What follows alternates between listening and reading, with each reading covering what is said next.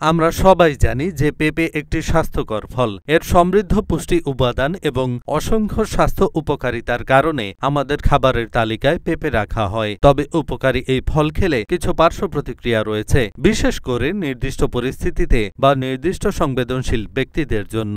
American college of allergy, asthma and immunology অনুসারে কারো কারো ক্ষেত্রে পেঁপে থেকে অ্যালার্জি হতে পারে, বিশেষ করে যাদের ল্যাটেক্সে অ্যালার্জি রয়েছে। পেঁপেতে অ্যালার্জির প্রতিক্রিয়ার কারণে চুলকানি এবং আমবাতের মতো হালকা লক্ষণ থেকে অ্যানাফিলাক্সিসের মতো গুরুতর প্রতিক্রিয়া পর্যন্ত হতে পারে। পেঁপেতে প্যাপেইন এবং কাইমোপাপেইনের মতো এনজাইম রয়েছে, যা পরিমিত পরিমাণে খাওয়া হলে হজমে সহায়তা করতে পারে। পেঁপে বা এর বীজের অত্যাধিক ব্যবহার হজম সংক্রান্ত সমস্যা যেমন ডায়রিয়া, পেটে খিঁচুনি বা পেটে ব্যথার কারণ হতে পারে, বিশেষ করে সংবেদনশীল ব্যক্তিদের মধ্যে। পেঁপেতে প্যাপেইন এবং কাইমোপাপেইনের মতো এনজাইম রয়েছে, যা পরিমিত পরিমাণে খাওয়া হলে হজমে সহায়তা করতে পারে। পেঁপে বা এর বীজের অত্যাধিক ব্যবহার হজম সংক্রান্ত সমস্যা যেমন ডায়রিয়া, পেটে খিঁচুনি বা পেটে ব্যথার কারণ হতে পারে, বিশেষ করে সংবেদনশীল ব্যক্তিদের মধ্যে। কাঁচা পেঁপেতে উচ্চমাত্রার ক্ষীর থাকে, যা কারো কারো ক্ষেত্রে অ্যালার্জির প্রতিক্রিয়া সৃষ্টি করতে পারে